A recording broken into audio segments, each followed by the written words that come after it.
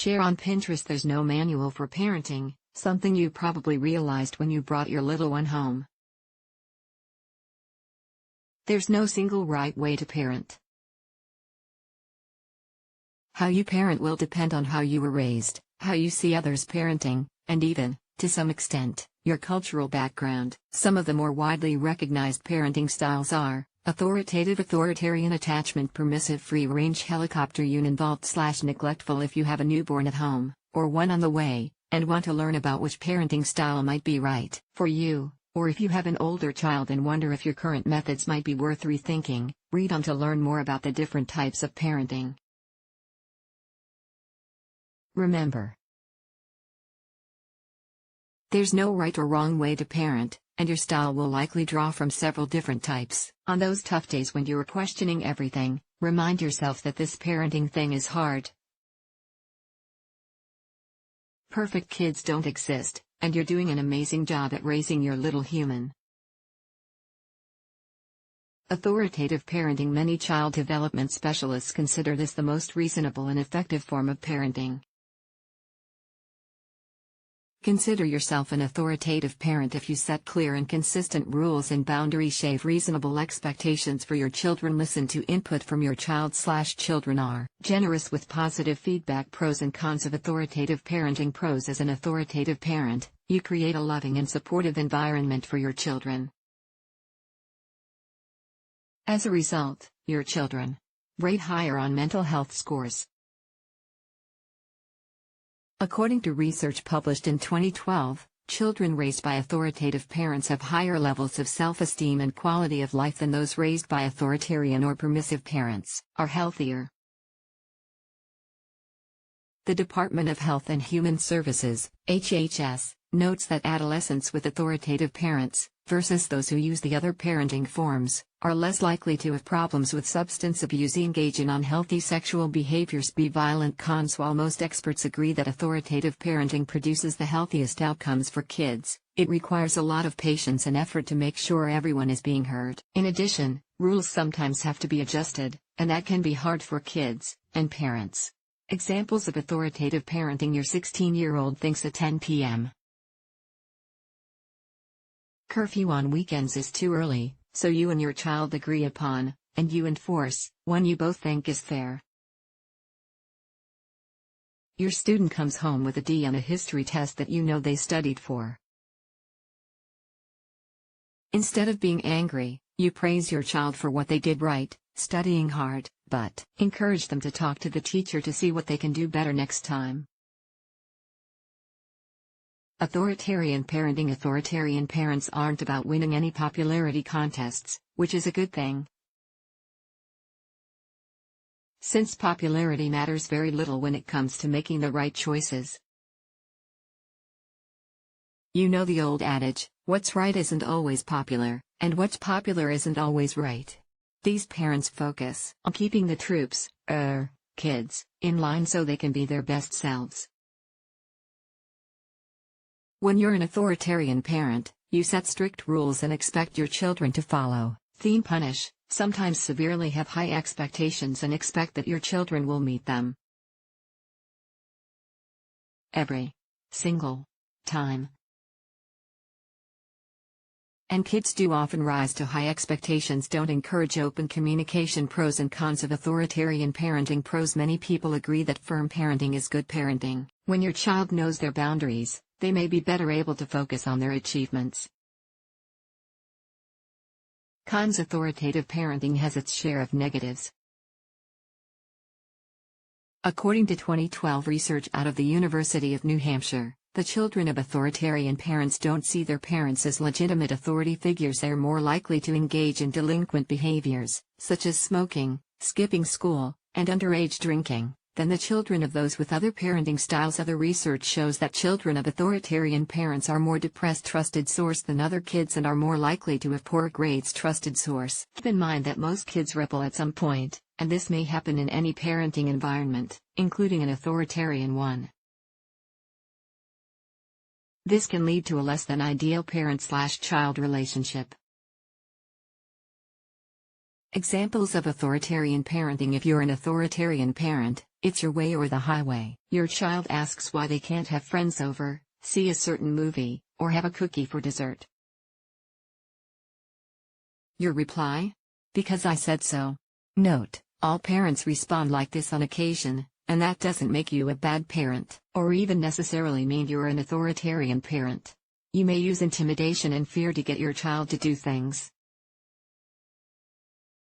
For example, clean your room or I'll throw out all your toys, or if I get a bad report at the parent/teacher conference tonight, you'll get a spanking tomorrow. Again, most parents find themselves making deals of this nature at one point or another, or even using the related technique of bribery. Attachment parenting. Ever see Mommy Dearest? Well, think the opposite. Attachment parenting is a child-centric form of parenting in which you create a safe, secure environment for your child. Forget the hysterical rants about wire hangers. You have a lot of physical contact with your child, you hold, carry, and even co-sleep with your child. Respond to your child's needs without hesitation.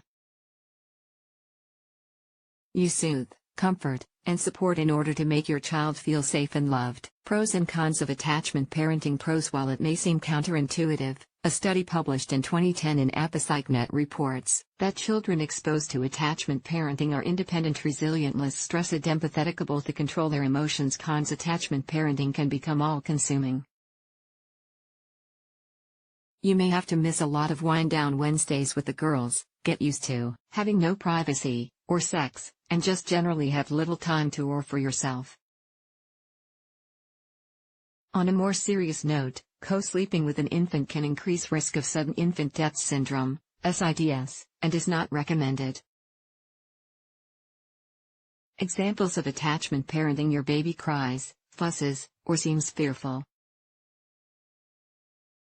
You immediately go and comfort them. Your toddler has a nightmare and wants to sleep in your bed. Permissive parenting. Permissive parents are loving and warm. They deviate from traditional parenting techniques in that it's the children who call the shots, not the other way around. If you're a permissive parent, you don't set strict limits or boundaries, don't always attempt to control your children, have few, if any, rules, allow your children to make many of their own decisions. Pros and cons of permissive parenting. Pros. Permissive parents are generally loving and nurturing. Although this isn't a parenting style most experts encourage, children raised without limits often praise their upbringing and credit it with developing them into independent, decision-making adults. Cons. Kids can get into a heap of trouble, that's what kids do. Whether they get into more trouble in a permissive parenting environment depends on the individual. One 2016 study trusted source found that college kids raised by permissive parents had more perceived stress and were less mentally healthy than other kids. Other research shows that permissive parenting may lead to obesity trusted source and cavities trusted source in children. 2019 study showed that children of permissive parents are more likely to be the victims of bullies trusted source. Interestingly enough, the bullies tend to be the children of authoritarian parents. According to the National Institute on Alcohol Abuse and Alcoholism, permissive parenting can lead to teenage drinking. Examples of permissive parenting. There are two main tenets to permissive parenting: you don't have, or even want, control. And your kids have complete freedom to make mistakes, and learn from those mistakes.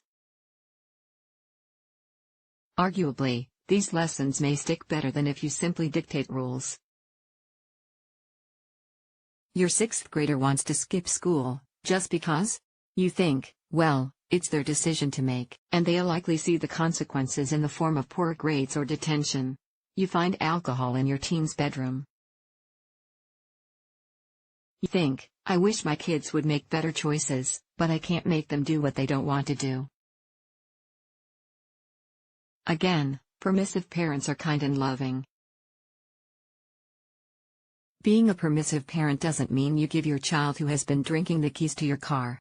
Free-range parenting. Like chickens that aren't confined to a cage, the children of free-range parents are given room to roam and take risks, but with parental guidance. Notice we didn't say full-on parental supervision.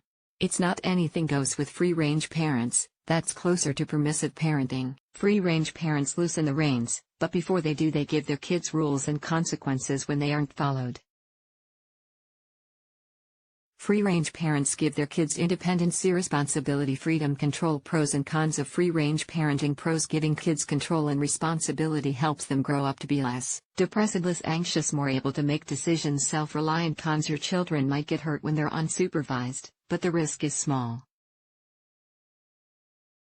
Your kids are safer walking alone the half-mile to and from school each day than with you driving them. In some states, free-range parents can be charged with neglect. It happened to Maryland parents when they allowed their children to walk home alone from a park, although the charges were later dropped. Examples of free-range parenting: you let your preschooler wander around the playground while you watch from a distance. You let your child walk alone to a friend's house a few streets away. But before they set out, you explain to your child what to do if they get lost or a stranger approaches. Helicopter parenting: know someone who orchestrates every aspect of their kid's life, from what friends they have to what food they eat to what they do in their free time? Then you know a concerned, conscientious parent. But society may also label them a helicopter parent. Helicopter parents try to control many situations, out of love, may we add lack confidence in their child's, well, any child's, ability to handle situations as skillfully as an adult would. Fair enough, perhaps constantly offer guidance to their children, jump in to solve their children's problems. Keep in mind that these parents are acting out of love and concern. They absolutely want what's best for their kids and don't want their precious child's mistakes to affect their future. Pros and cons of helicopter parenting. Pros: while many experts caution against helicopter parenting, a parenting style that some argue can make kids feel stifled and dependent, there's in fact research that points to an upside. Research trusted source cited in a 2016 study that looked at college students and their helicopter parents showed that kids who know their parents are monitoring their behavior are less likely to drink heavily, take sexual risks, hang out with people who drink heavily. Cons: there's also a downside. According to psychologists at Indiana University, kids who have helicopter parents are more likely than others to lack self-confidence and self-esteem, report higher levels of anxiety and depression as adults, shave a fear of failure, poor problem solvers. Examples of helicopter parenting: your child is having a playdate with a classmate. You tell the kids what they should play and who gets to go first. Then you referee the game. This leads to a very peaceful, friendly game without fighting. Your teen fails a test. You go directly to the teacher and ask if they can retake it. Uninvolved/neglectful parenting. What's been labeled as uninvolved or neglectful parenting is a style that is often outside the parent's control. If you're a single parent working 2 jobs to make ends meet, for example, necessity may dictate a tough reality, that is, that you feel more disconnect with your kids. Uninvolved parents may not be at their kids' t-ball games. They may not have met their child's teacher or visited their child's school. It's possible they don't know their child's favorite color, food, or best friend. These children often feel unloved, unappreciated, and unseen.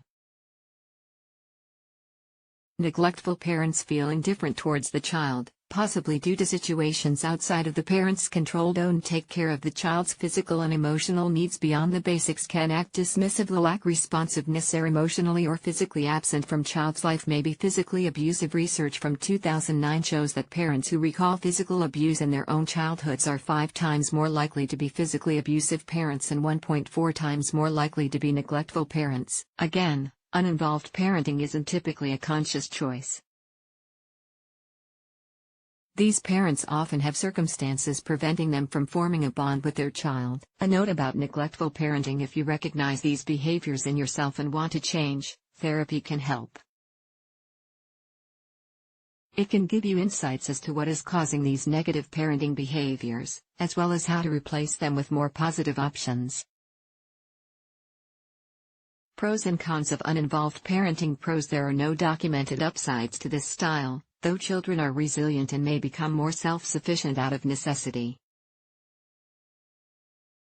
Overall, the kids of uninvolved/neglectful parents have some of the worst outcomes when compared to kids of other parenting styles. Cons. Research published in 2019 in the Journal of Child and Family Studies trusted source found children of neglectful parents often have trouble controlling their emotions. They're likely to be depressed, have academic challenge, shape difficulty with social relationships. They're antisocial or anxious. Examples of uninvolved parenting: you have no idea if your child's completed their homework, and it doesn't particularly matter to you. You leave your 4-year-old in the car while you shop at the mall. The takeaway: there are so many parenting styles. Basically, there are as many styles as there are parents. Chances are you won't fit into one category, and that's okay. Your child is unique in ways that you know best, so your parenting will be unique, too. Research suggests that your children will have the healthiest outcomes if you walk the thin line between being nurturing but not too controlling. But at the end of the day, we are all making calculated decisions, or flying by the seat of our pants, as we all do at times, out of love for our little ones. If you have parenting questions, talk to your child's pediatrician. If they can't help you, they can refer you to a mental health counselor who can.